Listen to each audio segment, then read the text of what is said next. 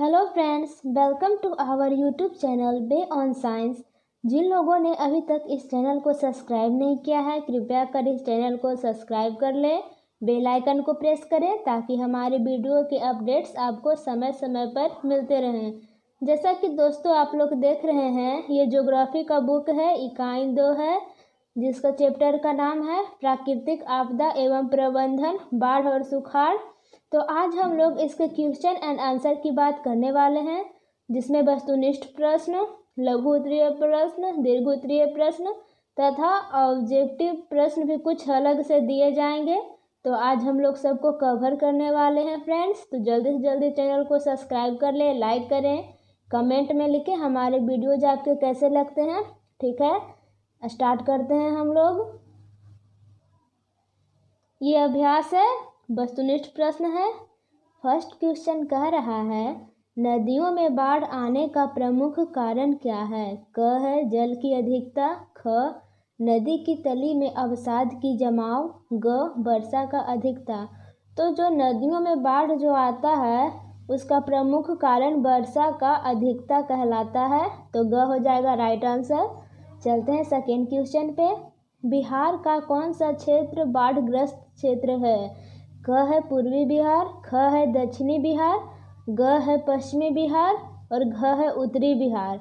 उत्तरी बिहार इसलिए है दोस्तों क्योंकि यहाँ पे कोसी नदी का बाढ़ आ जाता है, कोसी नदी का पानी, इस कारण यहाँ पे घ हो जाएगा उत्तरी बिहार, राइट आंसर। चलते हैं थर्ड क्वेश्चन पे। निम्नलिखित में से किस नदी को बिहार का शोक कहा जाता है? Sorrow of Bihar. ग गंगा, गंडक, कोसी या पुनपुन। तो फ्रेंड्स यहाँ पे ग हो जाएगा right answer, Kosi. Fourth question कह रहा है, बाढ़ क्या है? क है प्राकृतिक आपदा, ख मानव जनित आपदा, ग सामान्य आपदा, घ इनमें से कोई नहीं। तो बाढ़ जो है वो प्राकृतिक आपदा है। 5 नंबर क्वेश्चन, सूखा किस प्रकार की आपदा है? क में प्राकृतिक आपदा, ख मानवीय आपदा, ग सामान्य आपदा, घ इनमें से कोई नहीं। तो सूखा है एक प्रकार का प्राकृतिक आपदा है। 6 क्वेश्चन, सूखे की स्थिति किस प्रकार आती है? क है अचानक, ख पूर्व सूचना के अनुसार, ग में है धीरे धीरे और घ में है इनमें से कोई नहीं। तो यहाँ पे फ्रेंड्स ग राइट आंसर हो जाएगा क्योंकि सूखा की स्थिति अचानक नहीं आ सकती है, ना पहले से सूचना रहता है इसका, ये धीरे धीरे आती है। तो ग राइट आंसर हो जाएगा फ्रेंड्स। यहाँ पे 7 क्वेश्चन कह रहा है, सूखे के लिए जिम्मेवार कारक है? क वर्षा की कमी, ख भूकंप, ग बाढ़, घ ज्वालामुखी क्रिया। तो ये सूखे के लिए जिम्मेदार होता है वर्षा की कमी, क्योंकि वर्षा कब होगा तो सूखे की स्थिति होगी। चलते हैं 8 क्वेश्चन पे। सूखे से बचाव का एक मुख्य तरीका है? क नदियों को आपस में जोड़ देना, ख वर्षा जल का संग्रह करना, ग बाढ़ की स्थिति उत्पन्न करना, घ इनमें से कोई नहीं। तो जो सूखे से बचाव का मुख्य तरीका होना चाहिए, मेनली रूप से वर्षा जल का संग्रह करना, यहाँ पे राइट आंसर हो जाएगा फ्रेंड्स। तो वस्तुनिष्ठ प्रश्न हो गया। अब लघु उत्तरीय प्रश्न की बात करेंगे हम लोग।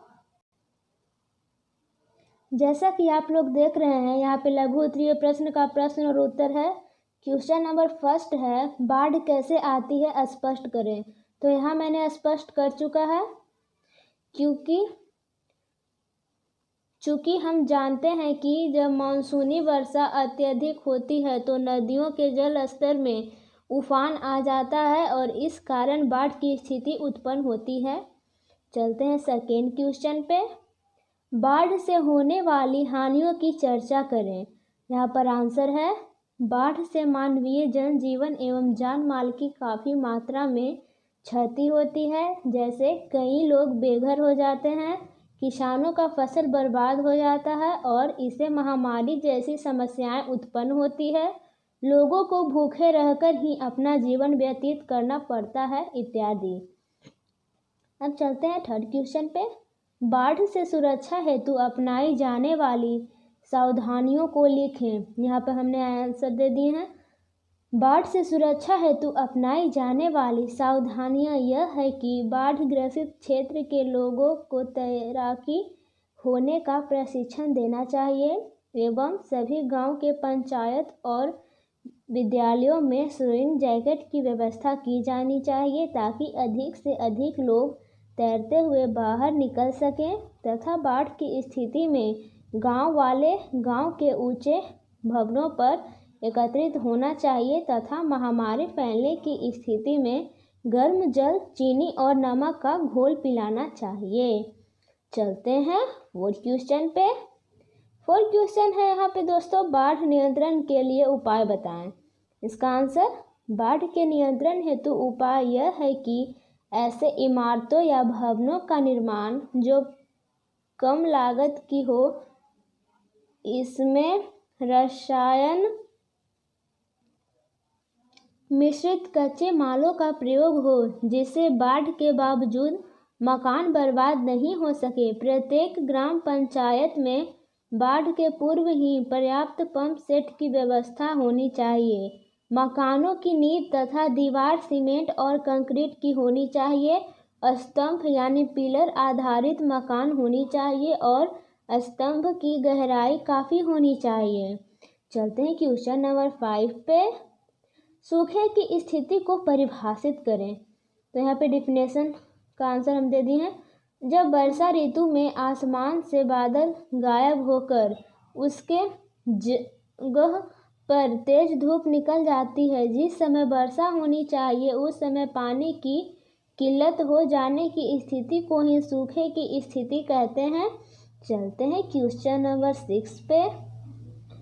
सुखाड़ के लिए जिम्मेवार कारकों का वर्णन करें।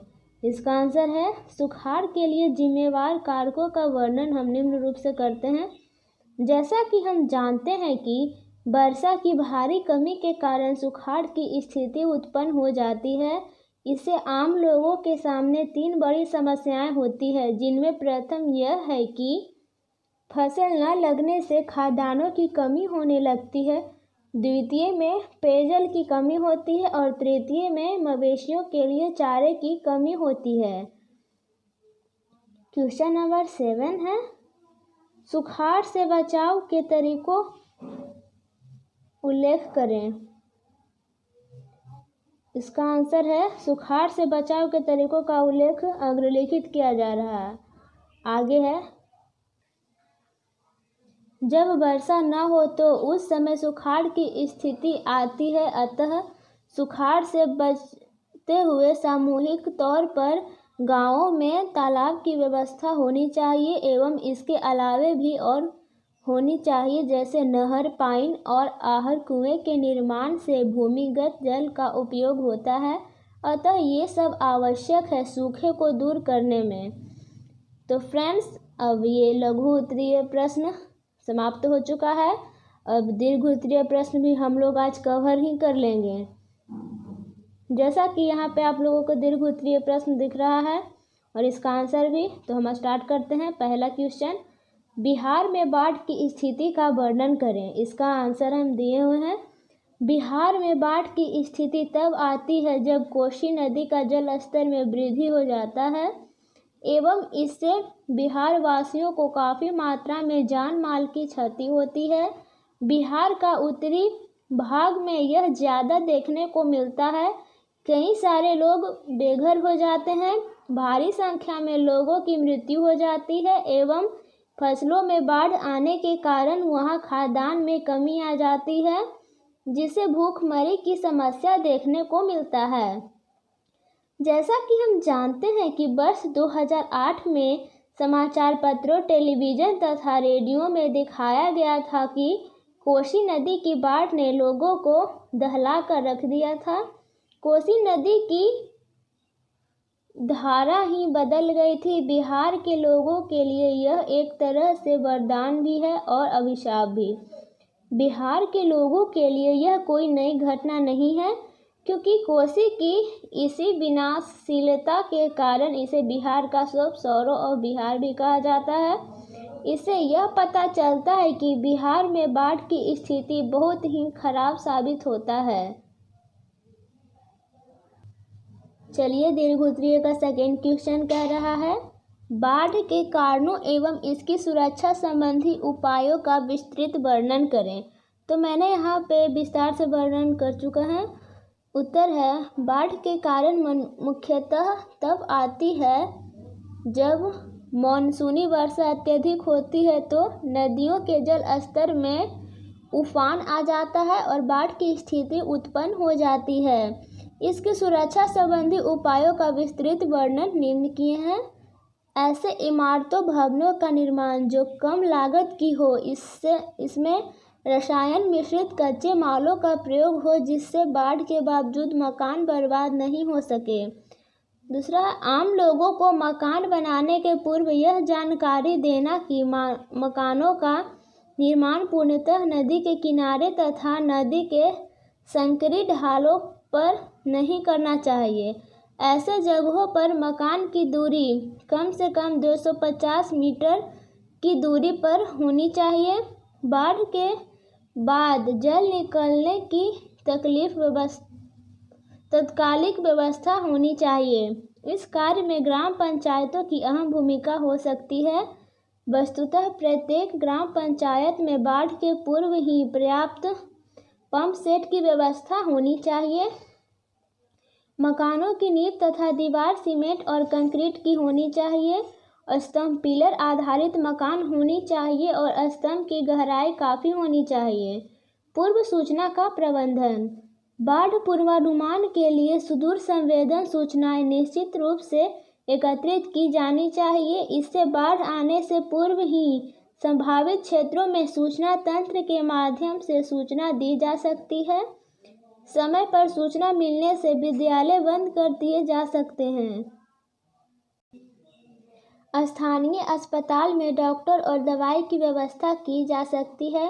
प्रशासन चुस्त हो सकता है और खाद्य आपूर्ति, पेयजल और दवाइयाँ हेतु आकस्मिक राशि उपलब्ध कराई जा सकती है। बाढ़ ग्रसित क्षेत्र के लोगों को तैराकी होने का प्रशिक्षण देना चाहिए। इतना ही नहीं, सभी गांव के पंचायत और विद्यालयों में स्विमिंग जैकेट की व्यवस्था की जानी चाहिए जिससे कि अधिक से अधिक लोग तैरते हुए बाहर निकल सकें। बाढ़ के जल के निकलते ही सबसे बड़ी समस्या महामारी फैलने की होती है। अतः DDT का छिड़काव, ब्लीचिंग पाउडर का छिड़काव और मृत जानवरों को शीघ्र हटाने की व्यवस्था होनी चाहिए। बाढ़ प्रभावित क्षेत्रों में स्वयंसेवी संस्थाओं की मदद से इस बात का प्रशिक्षण देना आवश्यक है कि वे किस प्रकार एक दूसरे को सहयोग कर सकते हैं, जैसे आपसी भेदभाव भुलाकर गांव के ऊंचे भवनों पर एकत्रित होना, महामारी फैलने की स्थिति में गर्म जल, चीनी और नमक का घोल पिलाना तथा भोजन और कपड़ों की व्यवस्था करने की भावना को सामूहिक दायित्व के रूप में विकसित करना चाहिए। ये दीर्घ उत्तरीय का लास्ट क्वेश्चन है। थर्ड क्वेश्चन, सुखाड़ के कारणों एवं इनके बचाव के तरीकों विस्तृत वर्णन करें। इसका आंसर है सुखाड़ के कारण यह है कि जब वर्षा ऋतु में आसमान से बादल गायब हो जाता है, तेज धूप निकल आती है और पीने के लिए पानी की भी किल्लत हो जाती है। इनके बचाव के उपाय का विस्तृत वर्णन निम्न है। सुखाड़ जैसी आपदा के प्रबंधन हेतु 2 प्रकार की योजनाएं आवश्यक है। ये है दीर्घकालीन और लघुकालीन योजनाएं। दीर्घकालीन योजना के अंतर्गत नहर, तालाब, कुआं, पाइन आहर के विकास की जरूरत है। नहर के माध्यम से जलाशयों से जल लाया जा सकता है। उदाहरण के फलस्वरूप पंजाब और हरियाणा में नहरों का जाल बिछाकर ही सुखाड़ की समस्या का अस्थायी समाधान किया गया है। बिहार में सभी कोसी कमान क्षेत्र, गंडक कमान क्षेत्र तथा चांदन किऊल बरुआ कमान क्षेत्र सुखाड़ के समय नहर का प्रबंधन करके प्राकृतिक आपदा को कम करने का प्रयास है। तालाब बनाने का मूल उद्देश्य वर्षा जल का संग्रह है। पुनः यदि नहर अतिरिक्त जल देता है तो उसे तालाब में रखा जा सकता है। कुएं के निर्माण से भूमिगत जल का उपयोग होता है। कुओं के विकास से बहुत हद तक पेयजल की समस्या का समाधान हो जाता है। जिन लोगों को वीडियो अभी भी अच्छा लग रहा हो जल्दी से जल्दी लाइक करें फ्रेंड्स। आगे है ऑब्जेक्टिव टाइप क्वेश्चन 2020 जो मैंने खुद से बनाया है घर पे। क्वेश्चन नंबर फर्स्ट है 2008 में बिहार में कौन सी नदी का बाढ़ आया था जिससे भारी मात्रा में जान माल की क्षति हुई थी। इसका आंसर है कोसी। दूसरा है ऐसे कौन कौन से देश हैं जो बांध बनाकर कृत्रिम जलाशय का निर्माण किया है। इसका आंसर है भारत, चीन, मिस्र, पाकिस्तान और नाइजीरिया। थर्ड है कृत्रिम जलाशयों का निर्माण कैसे होता है। आंसर नदियों पर बांध बनाने से। यहाँ पे कुछ है 4 क्वेश्चन पे बांध का नाम, नदी और कृत्रिम जलाशय का नाम जिस जिस जगह पे बना है उसका है। फर्स्ट है भाखड़ा नांगल बांध कौन सी नदी पे है, सतलज नदी पे है। और कृत्रिम जलाशय का नाम है गोविंद सागर। वैसे ही नर्मदा परियोजना नर्मदा नदी पर है। और सरदार सरोवर फिर नागार्जुन सागर परियोजना कृष्णा नदी पे। और कृत्रिम जलाशय का नाम है नागार्जुन सागर। कावेरी परियोजना है कावेरी नदी पे। कृत्रिम जलाशय का नाम कृष्णा सागर है। रिहंद बांध है रिहंद नदी पे। कृत्रिम जलाशय का नाम पंत सागर है फ्रेंड्स। चलते हैं 5 क्वेश्चन पे। दुनिया का सबसे ऊंचा बांध और कौन सी नदी पर तथा कौन सा जगह पर बनाया गया है। नील नदी पर, आसवान नामक जगह पर। क्वेश्चन नंबर 6 है सिंचाई आयोग के अनुसार प्रत्येक वर्ष देश में लगाया लगभग 16% भूभाग पर कैसी स्थिति उत्पन्न होती है, सुखाड़ की स्थिति। 7 है सुनामी क्या है। तो सुनामी जब समुद्र की तली पर उत्पन्न भूकंपीय तरंगों के कारण लहरदार होकर तट से टकराता है तो तट के आगे के लोग तट के ओर जल कई मीटर की ऊंचाई तक उछाल लेकर तटीय क्षेत्र में तबाही मचाते हैं, इसे ही सुनामी कहा जाता है। 8 है बाढ़ किसे कहते हैं। जब किसी नदी का जल स्तर औसत प्रवाह से ऊपर उठकर आसपास के क्षेत्रों में फैल जाता है तो उस परिस्थिति को ही बाढ़ कहते हैं। ओके फ्रेंड्स, हम लोग आज इस वीडियो को यहीं पे एंड करते हैं। ये हमारा सेकेंड चैप्टर भी पूरा समाप्त हो चुका है। और कृपया कर जल्दी से जल्दी चैनल को सब्सक्राइब करें, बेल आइकन को प्रेस करें, हमारे वीडियो को लाइक करें, कमेंट सेक्शन में लिखें हमारे वीडियो कैसे लिखते हैं। जय हिंद, जय भारत।